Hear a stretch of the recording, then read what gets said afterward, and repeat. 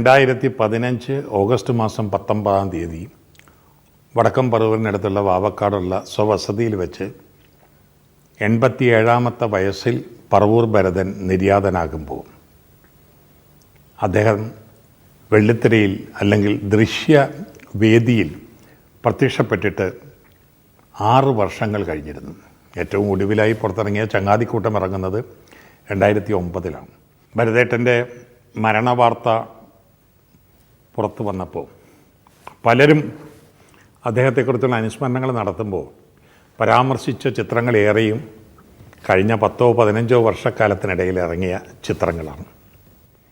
ഏറിയാൽ വർണ്ണ ചിത്രങ്ങളുടെ കാലഘട്ടം തൊട്ടുള്ള അദ്ദേഹത്തിൻ്റെ സ്ക്രീൻ സാന്നിധ്യമാണ് അവരുടെ പരാമർശങ്ങളിൽ സ്ഥാനം നേടിയത്. അത് അവരുടെ അറിവിൻ്റെയും പ്രായത്തിൻ്റെയും എത്തിപ്പെടലിൻ്റെ ഒരു പ്രത്യേകത കൊണ്ട് എന്ന് മാത്രമേ കാണേണ്ടതുള്ളൂ. ബ്ലാക്ക് ആൻഡ് വൈറ്റ് യുഗത്തിലാണ് പറവൂർ ഭരതൻ ചലച്ചിത്ര രംഗത്തേക്ക് കടന്നത്. 1951 രക്തബന്ധം എന്ന ചിത്രത്തിലൂടെ. അത് കഴിഞ്ഞ് പറവൂർ ഭരതൻ 3ാമത്തെ ചിത്രത്തിലെത്തുമ്പോഴാണ്, മരുമകൾ എന്ന ചിത്രത്തിലെത്തുമ്പോഴാണ് പ്രേംനസീർ എന്ന നായക നടൻ്റെ അരങ്ങേറ്റം നടക്കുന്നത്. അപ്പോൾ പ്രേംനസീറിനേക്കാൾ സീനിയറായ ഒരു നടൻ. ഇത്രയും വർഷങ്ങളായി അദ്ദേഹം സിനിമാ രംഗത്ത് തുടരുന്നു. 2009 അവസാന ചിത്രം ഇറങ്ങിയെന്ന് പറയുമ്പോൾ ഏതാണ്ട് 58 വർഷങ്ങൾ, 6 പതിറ്റാണ്ടുകളോളം മലയാള സിനിമയിൽ അദ്ദേഹം സാന്നിധ്യം ഉറപ്പിച്ച് നിലനിന്നിരുന്നു എന്നുകൂടിയാണ് നമ്മൾ അതിൽ നിന്ന് വായിച്ചെടുക്കുന്നത്. അവിടെ ബ്ലാക്ക് ആൻഡ് വൈറ്റ് കാലഘട്ടത്തിൽ കോമഡി വേഷങ്ങളും വില്ലൻ വേഷങ്ങളും മാറി മാറി ചെയ്തു പോന്നിരുന്ന ഭരതനിൽ ചിലപ്പോൾ, അപൂർവമായി ചിലപ്പോഴൊക്കെ, ചില സ്വഭാവ വേഷങ്ങൾ, സ്വഭാവ കഥാപാത്രങ്ങളുടെ വേഷങ്ങൾ വരമേൽപ്പിക്കപ്പെട്ടപ്പോൾ എത്ര സാന്ദ്രമായിട്ടാണ്, ഊർജ്ജസ്വലമായിട്ടാണ്, തന്മയത്വത്തോടു കൂടിയാണ് അദ്ദേഹം ആ വേഷപ്പകർച്ച നമ്മുടെ മുമ്പിൽ നിവർത്തിച്ചത് എന്ന് ഒന്ന് തിരിഞ്ഞ് ഓർക്കുമ്പോഴാണ് ആ മനുഷ്യനിലെ നടന വൈഭവത്തെക്കുറിച്ചുള്ള ആദരവ് 10 മടങ്ങ് വർദ്ധിക്കുന്നത്. കെ.എസ്. സേതുമാധവൻ സംവിധാനം ചെയ്ത 2 ചിത്രങ്ങളാണ് പെട്ടെന്ന് എൻ്റെ മനസ്സിലോടി വരുന്നത്.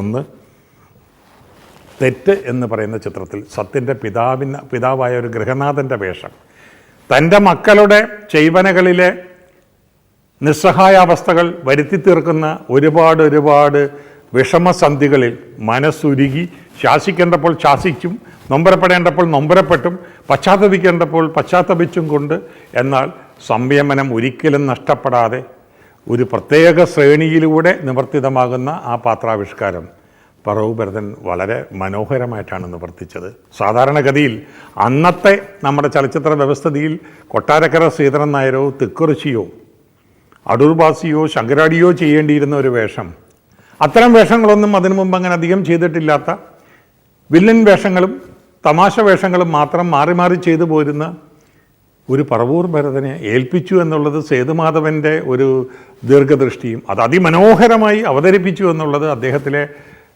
അവസരം ദാഹിച്ചു കഴിയുന്ന നടൻ്റെ ഒരു ഉറഞ്ഞാട്ടവുമായി മാറി എന്ന് വെള്ളിത്തിര നമുക്ക് സാക്ഷ്യം വഹിക്കുന്നു.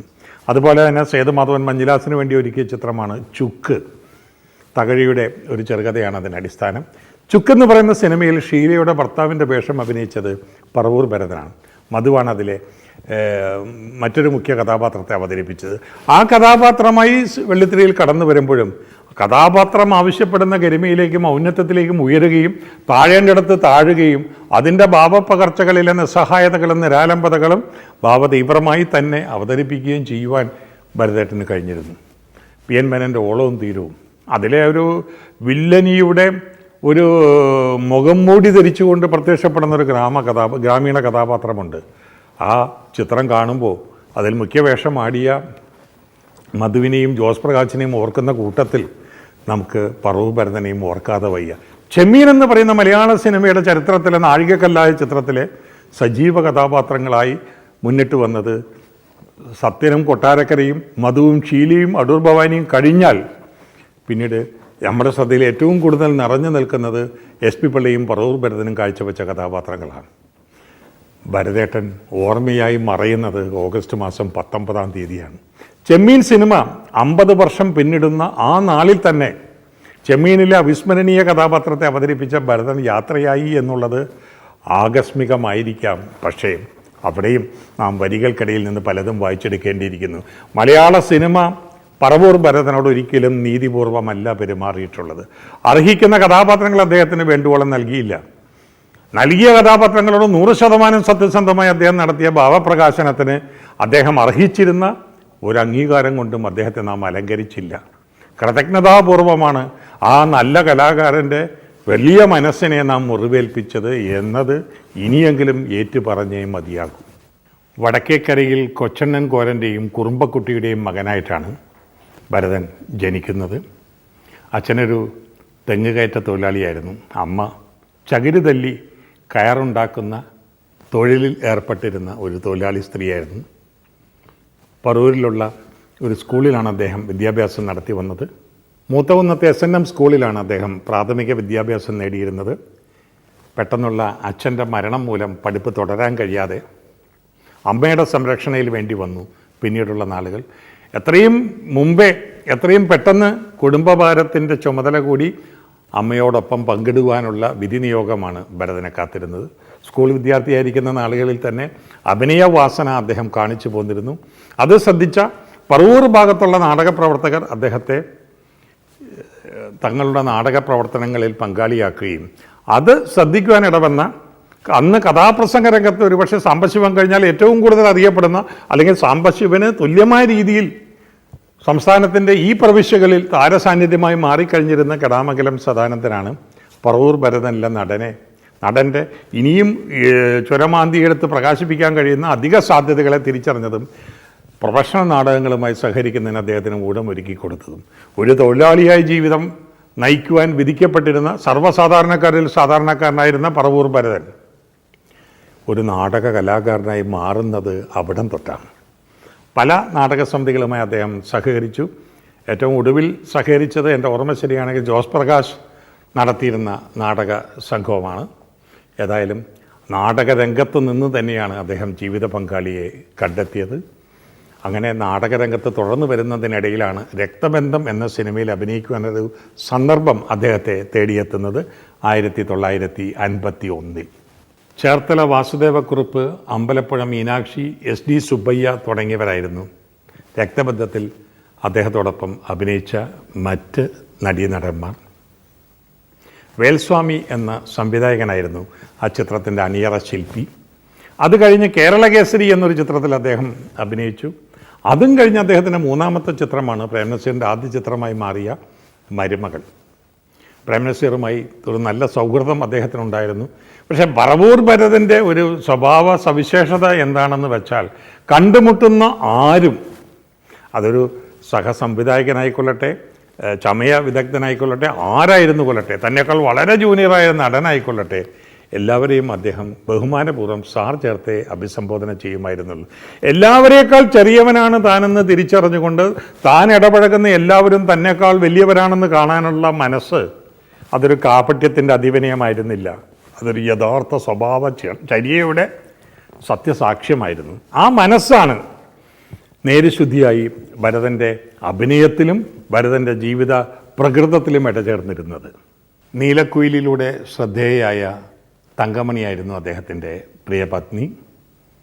അവർ നാടകരംഗത്ത്, സിനിമാ രംഗത്ത് പങ്കാളികളായി തുടക്കം കുറിച്ചുവെങ്കിലും അദ്ദേഹത്തിൻ്റെ ഭാര്യയായി അദ്ദേഹത്തിൻ്റെ ജീവിതത്തിൽ കടന്നു വന്ന ശേഷം അദ്ദേഹത്തിൻ്റെ ഗൃഹനായികയായി അദ്ദേഹത്തിൻ്റെ മക്കളെ പോറ്റിയും അദ്ദേഹത്തിൻ്റെ വല്ലായ്മകളിലും വറുതികളിലും അദ്ദേഹത്തോടൊപ്പം സ്വാസ്ഥ്യം പകർന്നുകൊണ്ട് അദ്ദേഹത്തിൻ്റെ പിൻബലമായി വർത്തിക്കുകയും ചെയ്തു പോന്നിരുന്നു. വാവക്കാടുള്ള ആ വീട്ടിൽ താമസിക്കുമ്പോൾ ആരോഗ്യം അനുവദിച്ചിരുന്ന നാളുകളിൽ എന്നും അവിടുത്തെ ഗ്രാമവീഥികളിലൂടെ സർവ്വസാധാരണക്കാരനായി ആ സമൂഹത്തിലെ മറ്റേതൊരു അംഗത്തെയും പോലെയുള്ള അദ്ദേഹത്തിൻ്റെ നടത്തകളും ഇടപഴകലുകളും ആ നാട്ടുകാരുടെ മനസ്സിൽ അദ്ദേഹത്തോടുള്ള ആദരവിന് ആഴം വർദ്ധിപ്പിച്ചിട്ടേ ഉള്ളൂ. സിനിമാ നടനായിരുന്ന നാളുകളിലും അദ്ദേഹത്തിൻ്റെ പെരുമാറ്റ ഭാഷയിൽ ഇതിൽ നിന്നും വ്യത്യസ്തമായ ഒരു ഭാവവും അവർക്ക് കാണാൻ കഴിഞ്ഞിരുന്നില്ല.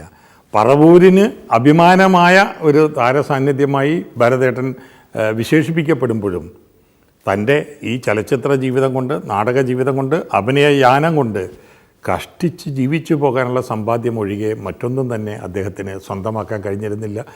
ആ നാളുകൾ അദ്ദേഹം വളരെ സജീവമായിരുന്ന നാളുകളിലെല്ലാം ഒരു സ്വഭാവ നടന് അല്ലെങ്കിൽ ഒരു ഹാസ്യ നടന്, അതല്ലെങ്കിൽ ഒരു വില്ലൻ നടന്, അതും മുഖ്യ വില്ലൻ വേഷമോ തമാശ വേഷമോ അഭിനയിക്കാത്ത ഒരു സഹവില്ലന് അല്ലെങ്കിൽ സഹ തമാശ നടന്, അല്ലെങ്കിൽ വല്ലപ്പോഴും സ്വഭാവ വേഷങ്ങൾ കിട്ടുന്ന ഒരു നടന് കിട്ടുമായിരുന്ന പ്രതിഫലം വളരെ കുറച്ചായിരുന്നു. 4 മക്കളെ വളർത്തി ഒരു കുടുംബത്തിൻ്റെ പ്രാരാബ്ദങ്ങൾക്കിടയിൽ നിന്നുകൊണ്ട് ജീവിതത്തെ മുന്നോട്ട് നയിക്കുമ്പോൾ ശേഷബാക്കി എന്ന് പറയുവാൻ കാര്യമായി ഒന്നും ഉണ്ടായിരുന്നില്ല. അംഗീകാരങ്ങളോ ലഭിച്ചില്ല, സാമ്പത്തിക ഭദ്രതയുണ്ടായില്ല. അതിൻ്റെ വ്യാകുലതകൾ ആ മനസ്സിനെ വല്ലാതെ വീർപ്പ് മുട്ടിച്ചിരിക്കുമ്പോൾ പോലും ആരുടെയെങ്കിലും സ്വകാര്യതയിൽ ബലാത്കാരമായി കടന്നു ചെന്നുകൊണ്ട് അവസരങ്ങൾ ചോദിച്ചു വാങ്ങുവാൻ ഒരിക്കൽ പോലും അദ്ദേഹം തയ്യാറായിട്ടില്ല. ഞാനിപ്പോഴും ഓർക്കുന്നു, ഒരു മലയാള ചിത്രത്തിൻ്റെ ചിത്രീകരണവുമായി അദ്ദേഹം എറണാകുളം നഗരത്തിലുള്ളപ്പോൾ പിറ്റേന്ന് ഹരിഹരൻ്റെ ഒരു ചിത്രം ഏതാണെന്ന് ഞാൻ ഓർക്കുന്നില്ല, വില്യംസ് ആയിരുന്നു ഛായാഗ്രഹകൻ എന്നെൻ്റെ ഓർമ്മയിലുണ്ട്. ആ ലൊക്കേഷനിൽ ഞാനുണ്ട്, മദ്രാസിലെ ഒരു വലിയ സ്റ്റുഡിയോയിൽ. അപ്പോൾ തലേ ദിവസം രാത്രി ഭരതേട്ടൻ്റെ ജോലി തീരുകയും ആ ജോലി തീർന്ന ശേഷം രാവിലത്തെ ഫ്ലൈറ്റിൽ ഭരതേട്ടനെ മദ്രാസിക്ക് അയച്ച് 11:30 മണിക്ക് ഭരതൻ വരികയും 12 മണി മുതൽ ചിത്രീകരണം ഇവിടെ നടത്താൻ തീരുമാനിക്കുകയും ചെയ്തിരുന്നു. എൻ്റെ ഓർമ്മ ശരിയാണെങ്കിൽ ആ ചിത്രത്തിൽ പ്രേംനസീർ, ഷീല, വിധുബാല, ഉമ്മർ, ബഹദൂർ, ബാസി ഇവരോടൊപ്പം മർമ്മപ്രധാനമായ ഒരു രംഗത്ത് ഭരതനും അഭിനയിക്കേണ്ടിയിരുന്നു. ഭരതൻ എത്തിപ്പെടുന്നില്ലെങ്കിൽ ആ രംഗം ഒന്ന് ചിത്രീകരിക്കാൻ കഴിയില്ല, അന്നത്തെ ചിത്രീകരണം നടക്കാതെ പോകും. ഫ്ലൈറ്റ് ടിക്കറ്റൊക്കെ ചോദിച്ച് യാത്ര ചെയ്യാവുന്ന താരപ്രഭാവമൊന്നും ഭരതേട്ടനില്ലായിരുന്നു. പക്ഷേ സാഹചര്യത്തിൻ്റെ ഒരു അടിയന്തര സ്വഭാവം കാണിച്ച് നിർമ്മാതാക്കൾ അദ്ദേഹത്തിന് ഫ്ലൈറ്റ് ടിക്കറ്റ് എടുത്തു കൊടുത്തു. അദ്ദേഹം എയർപോർട്ടിലേക്ക് കൃത്യസമയത്ത് എത്തി. നിർഭാഗ്യവശാൽ കാലാവസ്ഥ മോശമായതുകൊണ്ട് ഫ്ലൈറ്റ് പുറപ്പെടാൻ കഴിയാതെ അന്ന് ക്യാൻസൽ ചെയ്തു. അവിടെ നിന്ന് എയർപോർട്ടിൽ നിന്ന് ഏങ്ങലടിച്ച് വിതുമ്പിക്കൊണ്ട് ഇപ്പുറത്ത് പ്രൊഡക്ഷനിലെ ഈ മദ്രാസിയിലെ പ്രൊഡക്ഷൻ ആൾക്കാരെ വിളിച്ച് ഞാൻ എന്ത് ചെയ്യും, എനിക്ക് ഈ കാറെടുത്ത് വന്നാൽ പോലും എനിക്ക് അവിടെ എത്താൻ പറ്റില്ല, ഇത്രയേറെ ആളുകൾ എനിക്ക് വേണ്ടി മേക്കപ്പ് അണിഞ്ഞ് കാത്തിരുന്നിട്ട് അവസാനം ഷൂട്ടിംഗ് നടക്കാതെ പോകുന്നത് അതൊരു മഹാ അപരാധമായി. അവസാനം ഞാൻ നോക്കി നിൽക്കുമ്പോൾ ഹരിഹരൻ വിളിച്ച്, അതിപ്പോൾ നസീസാറിനും സംഭവിക്കാം, എനിക്കും സംഭവിക്കാം, ഭരതനും സംഭവിക്കാം, അതിലങ്ങനെ ഇച്ഛാപകം വേണ്ട, നമുക്ക് നാളെ ഷൂട്ട് ചെയ്യാമെന്ന് പറഞ്ഞ് ആവർത്തിച്ച് പറഞ്ഞ് ആശ്വസിപ്പിക്കേണ്ടി വന്നതും പിറ്റേ ദിവസം സെറ്റിലേക്ക് വരുന്നത് മാപ്പപേക്ഷിച്ചുകൊണ്ട് കൈകൾ കൂപ്പിക്കൊണ്ട് യാചനാഭാവത്തിൽ എല്ലാവരെയും മുഖത്ത് നോക്കി തൊഴുതുകൊണ്ട് കടന്നു വന്ന ഭരതനെയും ഞാൻ ഓർക്കുന്നു. അങ്ങനെയും ഒരു നിർമ്മലമായ മനസ്സ്, തൊഴിൽ തനിക്ക് ആരാധനാപൂർവമാണ് അനുഷ്ഠിക്കേണ്ടതെന്ന് വിശ്വസിച്ചിരുന്ന ഒരു നടൻ, പച്ചയായൊരു മനുഷ്യൻ, അങ്ങനെ നമ്മുടെ സിനിമയിൽ നിറഞ്ഞു നിന്ന ഭരതന് എന്തുകൊണ്ട് പെട്ടെന്ന് വേഷങ്ങളില്ലാതെ, ഒരുപക്ഷെ ഒരു കാലം മാറുന്നതനുസരിച്ച് സ്ഥിരം മുഖങ്ങൾക്ക് വെച്ചുമാറലുകൾ സംഭവിക്കുന്നൊരു കാലഘട്ടത്തിൽ ഭരതൻ കൗശലപൂർവ്വം മുൻനിരയിലേക്ക് വീണ്ടും എത്തിപ്പെടുവാൻ മിടുക്കില്ലായിരുന്ന ഭരതൻ, പറവൂർ ഭരതൻ പിൻനിരയിൽ തള്ളപ്പെട്ടു പോയതാകാം, അങ്ങനെ ഒരു പക്ഷേ വിസ്മൃതിയിലേക്ക് ആണ്ടുപോയതാകാം. പക്ഷേ ഭരതേട്ടനെ വല്ലപ്പോഴുമെങ്കിലും കൈപിടിച്ച് ആനയിച്ച് വെള്ളിത്തിരയുടെ മുമ്പിൽ നിന്നുകൊണ്ട് ഹാസ്യഭാവമാർന്ന കഥാപാത്രങ്ങളായിരിക്കെ കൂടി അദ്ദേഹത്തിൻ്റെ സാന്നിധ്യം ആളുകളുടെ മനസ്സിൽ വീണ്ടും ഉറപ്പിക്കുന്നതിന് മുൻകൈ എടുത്തിട്ടുള്ള കുറച്ച് സംവിധായകരുണ്ട്. പെട്ടെന്ന് ഓർമ്മയിൽ തെളിയുന്നത് സിദ്ദിഖ് ലാൽ, സത്യനന്ദിക്കാട്, രാജസേനൻ, അങ്ങനെ ചിലരാണ്. അവരുടെ കൂടി ഒരു കാരുണ്യപൂർണമായ പരിഗണന ഇല്ലായിരുന്നുവെങ്കിൽ ആ മനുഷ്യൻ്റെ ജീവിതം പോലും ഒരുപക്ഷെ വല്ലാത്ത രൂക്ഷമായ അവസ്ഥയിലെത്തിപ്പെടുമായിരുന്നു. ആരോടും പരിഭവിക്കാതെ, പരാതി പറയാതെ, തനിക്കായി വിധി നീട്ടുന്ന അവസരങ്ങൾക്ക് വേണ്ടി പ്രത്യാശപൂർവ്വം കാത്തിരുന്നാണ് ഭരതൻ തൻ്റെ പിൻനിരയിലെ സ്ഥാനത്ത് ഉറച്ച് നിലയുറപ്പിച്ചത്.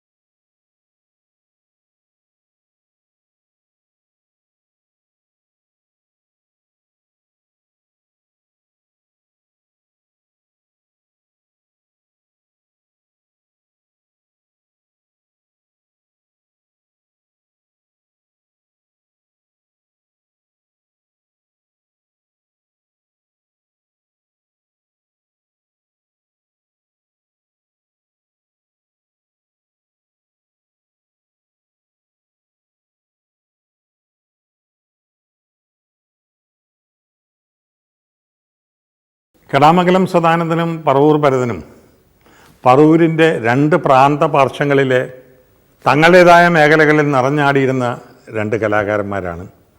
കടാമംഗലം തന്നെ കണ്ടെത്തിയതുപോലെ തൻ്റെ ചുറ്റുപുറത്തിലുള്ള ആരെങ്കിലും പ്രതിഭാ സാന്നിധ്യമുള്ളവരായി തോന്നിയാൽ അവരെ കണ്ടെത്തുന്നതിനും അവരെക്കുറിച്ച് മറ്റുള്ളവരോട് പറയുന്നതിനും അവർക്ക് ആ വഴി ഏതെങ്കിലും അവസരങ്ങൾ ലഭിക്കുന്നതിന് നിമിത്തമാകുന്നതിനും ലഭിച്ച ഒരവസരവും പറവൂർ ഭരതൻ പാഴാക്കിയിട്ടില്ല.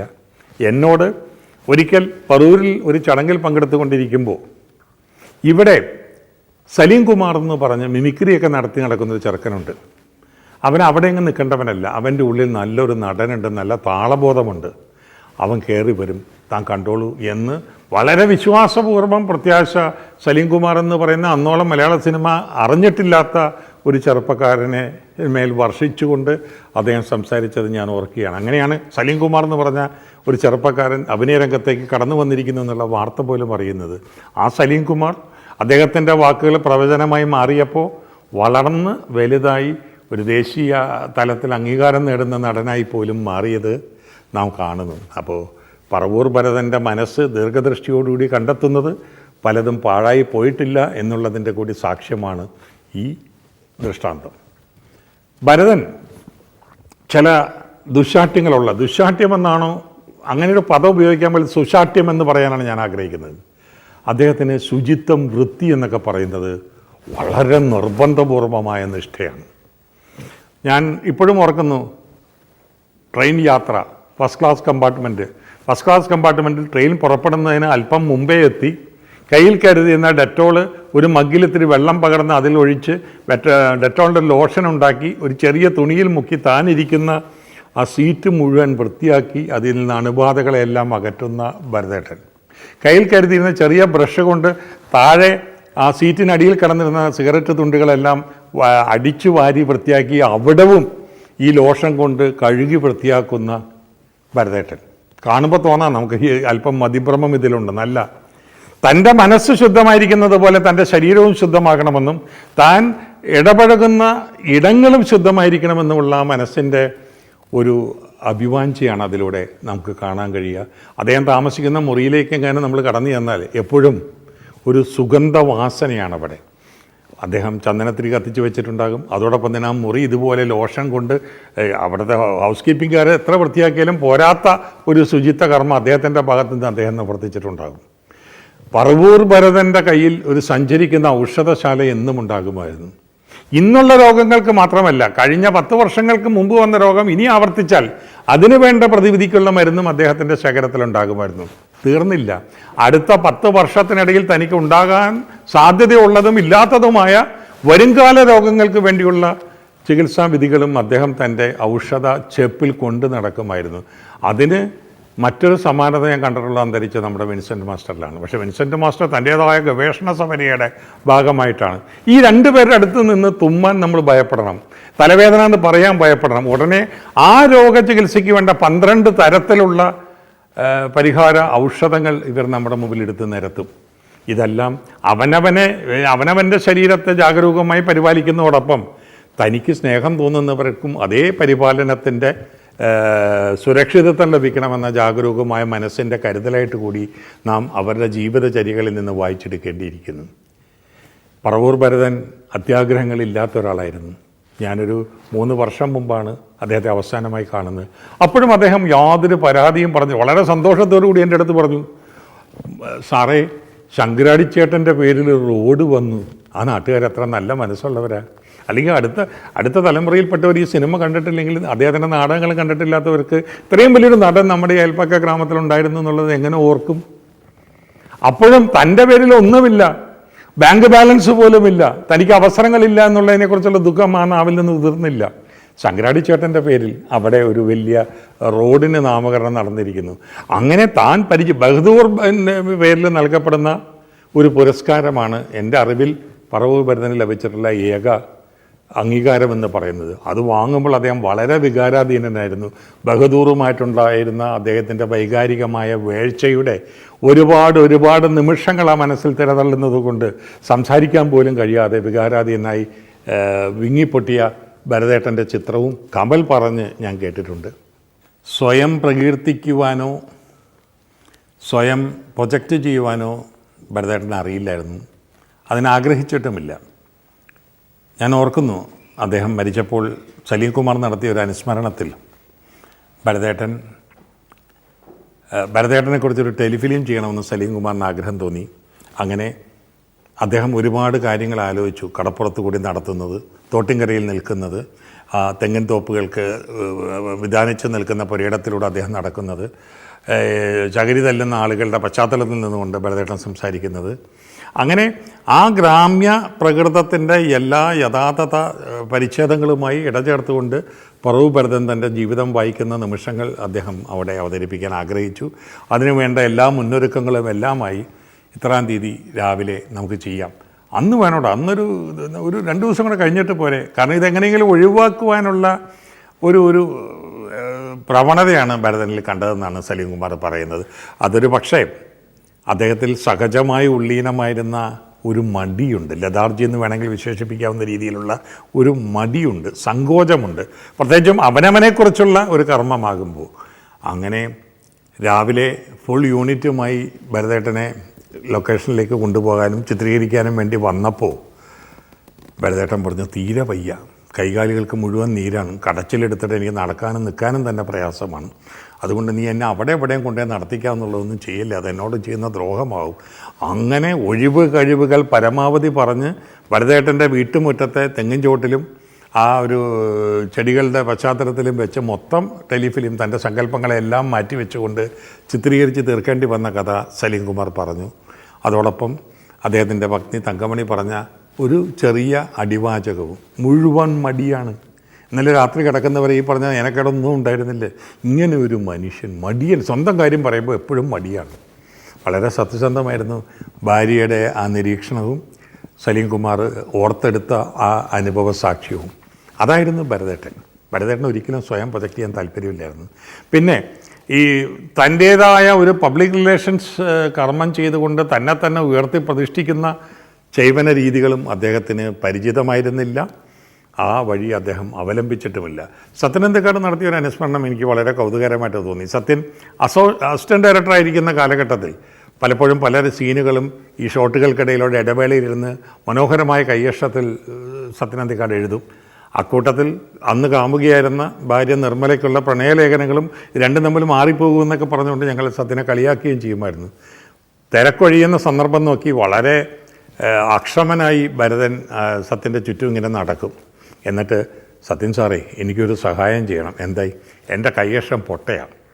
ആ പൊട്ട കയ്യക്ഷരത്തിൽ എഴുതിയ പാവം അവൾ വായിക്കാൻ വല്ലാതെ ബുദ്ധിമുട്ടും, അതുകൊണ്ട് അവൾക്കൊരു എഴുത്തെഴുതണം. അങ്ങനെ തൻ്റെ പ്രാണപ്രേയസിക്ക് പറഞ്ഞു കൊടുത്ത് സത്യൻ അന്തിക്കാടിനെ കൊണ്ട് വളരെ സ്വകാര്യങ്ങളടങ്ങുന്ന കത്തുകൾ, നീ വായിക്കരുത്, സാറ് വായിക്കരുത്, എഴുതിയാൽ മാത്രം മതി, എഴുതുന്ന ആൾ ആ കത്ത് വായിക്കരുത്, ഉള്ളടക്കം മനസ്സിലാക്കരുത്, അത് പറയുമ്പോഴുള്ള മനസ്സിൻ്റെ ഒരു വല്ലാത്ത നേരുണ്ട്. അങ്ങനെ എല്ലാം എഴുതി കഴിഞ്ഞിട്ട് സ്വന്തം എന്ന് ഒരു പ്രത്യേക പേര് പറയും. അതെന്താ ആ പേര് എന്ന് സത്യം ചെയ്യും, ഭാരിച്ച കാര്യമൊന്നും സാർ അറിയണ്ട, അതങ്ങ് എഴുതി വെച്ചാൽ മതി എന്ന് പറഞ്ഞിട്ട് എൻ്റെ അടിയിൽ പുള്ളിയൊരു ഒപ്പിടും. പിന്നീട് സത്യൻ എപ്പോഴോ അന്വേഷിച്ചറിയുകയാണ്, അവിടെ നിന്ന് വരുന്ന കത്തുകളിൽ ഇതുപോലെ തന്നെ ഒരു വിചിത്ര നാമമാണ് പറയുന്നത്. ഇവരൊരുമിച്ച് പരസ്പരം അഭിനയിച്ച ഒരു നാടകത്തിൻ്റെ അഭിനയ വേളകൾക്കിടയിലെ മുഹൂർത്തങ്ങളിലാണ് ഇവർ തമ്മിൽ പ്രണയബദ്ധിതരാകുന്നത്.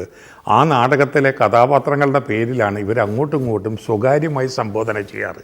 അപ്പോൾ പ്രണയപരവശമായ ഒരു കുടുംബ സ്വകാര്യതയ്ക്ക് അനുബന്ധമായി അല്ലെങ്കിൽ അതിൻ്റെ തുടർച്ചയിൽ എഴുതുന്ന സ്വകാര്യ കത്തുകൾ എഴുതുവാൻ ഒരാളുടെ സഹായം തേടുമ്പോഴും അയാളത് വായിക്കരുതെന്ന് പറഞ്ഞാൽ അയാളത് വായിക്കില്ല, അതിൻ്റെ ഉള്ളടക്കം മനസ്സിലാക്കില്ല.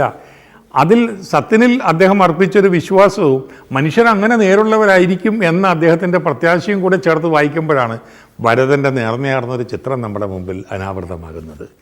സലീം കുമാർ പറഞ്ഞ ഒരു ചെറിയ പരാമർശം പിന്നീട് ഞാൻ നേരിൽ കണ്ടപ്പോഴും വെള്ളിത്തിരയിൽ കണ്ടപ്പോഴുമുള്ള ഭരതേട്ടൻ്റെ ഈ മുഖ ചെയ്വനകളുമായി ചേർത്ത് നോക്കുമ്പോൾ വളരെ സത്യസന്ധമായി എനിക്ക് തോന്നി. അത് വളരെ ഓർത്തെടുക്കും തോറും അതിൻ്റെ സ്വാരസ്യം വളരെ വ്യക്തമാകുന്നു. പെട്ടെന്നൊരു ശബ്ദം കേട്ട് അല്ലെങ്കിൽ അപ്രതീക്ഷിതമായി എന്തെങ്കിലും സംഭവിക്കുന്ന കണ്ടാൽ ഒരു ഞടുക്കം അഭിനയിക്കണമെന്ന് പറഞ്ഞാൽ പറവൂർ ഭരതൻ ഞടുങ്ങുന്നത് പോലെ മറ്റൊരാൾ ഞടുങ്ങില്ല. പറവൂർ ഭരതൻ്റെ ഞടുക്കമെന്ന് പറയുന്നത് തനത് സ്വകീയമായ താരതമ്യങ്ങളില്ലാത്ത ആവർത്തിക്കാനാവാത്തൊരു ഞടുക്കമാണെന്നാണ് സലീം കുമാറിൻ്റെ നിരീക്ഷണം. വളരെ സത്യമാണ്. ഭരതേട്ടൻ്റെ ഞടുക്കമെന്ന് പറയുന്നത് അദ്ദേഹത്തിൻ്റെ സ്വജീവിതത്തിലെ ഞടുക്കം തന്നെയാണ്. നടന്നു പോകുമ്പോൾ ഭരതേട്ട എന്ന് ആരെങ്കിലും പുറകിൽ നിന്ന് വിളിച്ചാൽ പെട്ടെന്ന് അദ്ദേഹം തിരിഞ്ഞു നോക്കില്ല. ആദ്യം ഇടത്തോട്ടൊന്ന് നോക്കും. പിന്നെ ഒരു അർദ്ധവൃത്താകൃതിയിൽ മുഖം ഇങ്ങനെ പാൻ ചെയ്തതിന് ശേഷം കഴുത്ത് മാത്രം പുറകോട്ട് തിരിച്ചുകൊണ്ട് ആകെ തന്നെ വിളിച്ച ആളെ പാതി കണ്ട ശേഷം പാതി മറവിനോട് നോക്കി ചോദിക്കും, ആരാ, എന്താ, എന്തും പരിഭ്രമത്തോടെ നേരിടുന്ന ഒരു മനസ്സ്. അതിലും ഒരു ശുദ്ധത തന്നെയാണ് നമ്മൾ വായിച്ചെടുക്കുന്നത്. ഭരതൻ ഞടുങ്ങുന്നത് പോലെ ഞടുങ്ങാൻ മറ്റാരുമില്ലെന്ന് പറഞ്ഞതുപോലെ ചുണ്ടുകൾ കൊണ്ട് ഭരതൻ നിവർത്തിച്ചിരുന്ന ഒരു ആശയവ്യംഗ്യങ്ങളുണ്ട്.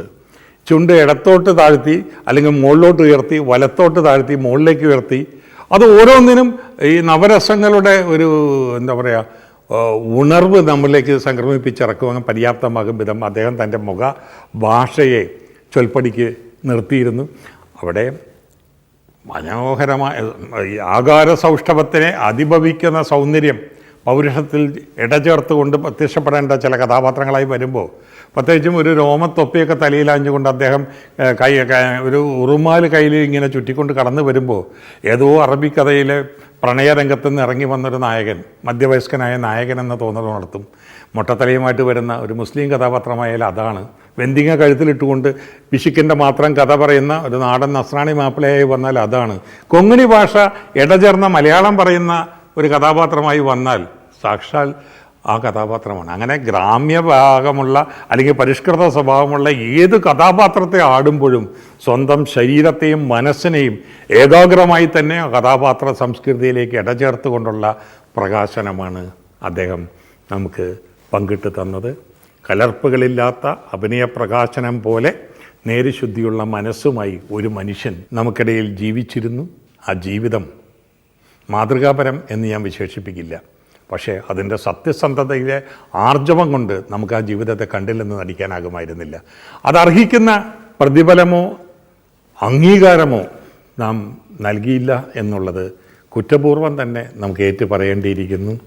പറവൂ ഭരതൻ സ്നേഹം പ്രസരിപ്പിച്ച്, സ്നേഹത്തിൽ വിശ്വസിച്ച്, സ്നേഹം തത്വശാസ്ത്രമായി സ്വീകരിച്ച് സ്നേഹജീവിതം നിറവേറ്റി കടന്നുപോയ ഒരു സ്നേഹധനനാണ്. ആ സ്നേഹധനൻ്റെ ഓർമ്മയ്ക്ക് മുമ്പിൽ പ്രണാമം.